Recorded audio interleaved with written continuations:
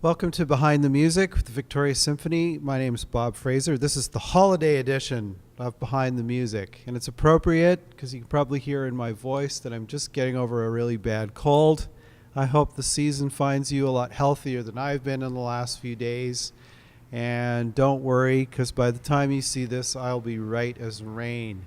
So I'm here with one of Victoria's preeminent musicians, Brian Wismath, my friend Brian Wismath, who has been behind the scenes of many of Victoria Symphony event in the past. He's prepared choruses for everything from the Britain War Requiem to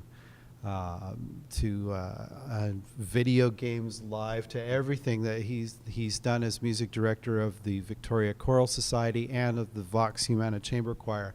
And he's making his conducting debut with the Victoria Symphony in Handels Messiah.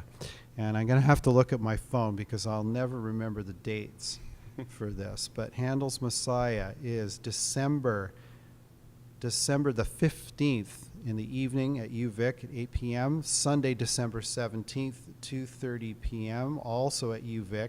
And an added bonus, we have a performance in Duncan at the Cowichan Community Center, 7:30 p.m. Monday, December 18th. So welcome, Brian. Thanks for having me. This is great. And okay, Messiah, your conducting debut, Messiah. One would think it's a slam dunk because everybody's played it, everybody's sung it. Sometimes actually that's the hardest thing to come into, is something that everybody's done a million times over. The choristers all think they know it, the orchestra all thinks they know it. One of the things that I find about works that we do a lot, like Nutcracker, the Brahms symphonies, the later Tchaikovsky symphonies, I find it really helps to pick it up and try and look at it as if I've never played it before. Do you try and instill that in the choir? Yeah, that's exactly what I do, and the Victoria Choral Society has performed Messiah for decades and decades, and they know it very well. But you got to bring new life to it each time. So one of the things I usually ask the singers to do when we begin our preparations is to pretend like they've never heard it before, never sung it before, and really look at the music as if it's totally fresh to them. Yeah. Do you find? I almost hate to ask this, but do you find that some choristers have done it so often that they have ingrained mistakes that you have to fix? Well, absolutely, and there are movements within Messiah in which there are rhythmic options, right. And having prepared it for a number of different guest conductors over the years, different conductors want to approach it in different ways. So we spend a certain amount of time just talking through the score, looking at the rhythms, figuring out what's going to be a 16th note pickup or a double dotted rhythm, something along those lines, and then you have to sort of undo the memory work that's happened in the past and try and set up the new ideas so that they're fresh. Do you look at it kind of like, I mean, yes, it's an oratorio, and yes, it's a religious subject, but do you try to pull out as much of the drama as you think of Handel as primarily established his career as an opera composer, right? Do you try to pull that kind of vocal drama out of it when you do it? Absolutely, and it's sort of a balancing act, because with Messiah you have a lot of hits, a lot of tunes that people know individually. The Hallelujah Chorus is going to be a prime example of that. And so what I try and do is balance focusing on the individual movements and finding the meaning of those and having the musicians be involved in that storytelling, but then also to look at the bigger picture. And Messiah is performed in different ways at different times of the year.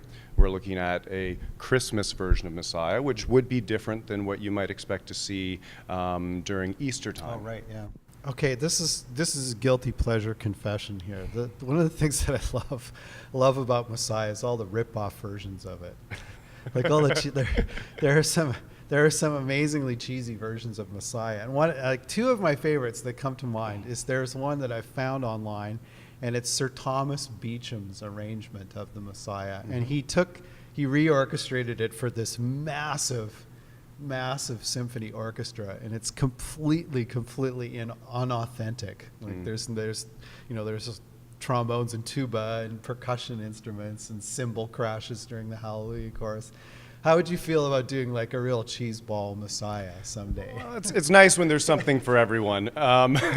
It's, you know, with the Victoria Symphony and its history with Messiah, it's been performed with small chamber choir like Vox Humana, and then large ensembles like the Victoria Choral Society, which will bring about 140 people. And what's great about the work is you can perform it with a very small orchestra. You could do it with, you know, one per part in terms of singers. It's written in such a way that there's so many different ways to approach it. I don't know that it's necessary to create an entirely new arrangement of it. I will say one of my favorites is the gospel version, which I'm sure many people have seen online. And you know, if I had the hair for that, we could get into some real great dance moves as well as great music.